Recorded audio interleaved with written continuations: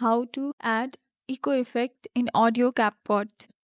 First of all, open Capcut application on your device. Here is the option of new project.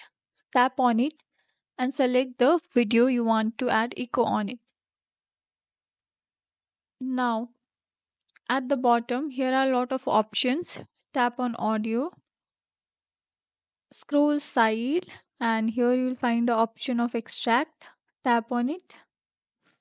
Here you can extract sound.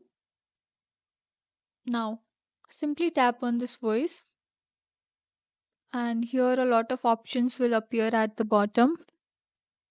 So select the voice effect. Again, a bunch of options will appear. Now select echo.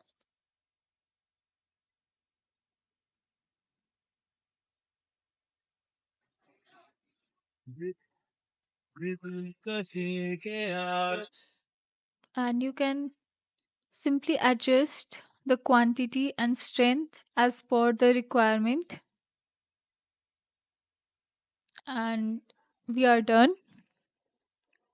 By following these simple steps, you can add echo in the video which you want.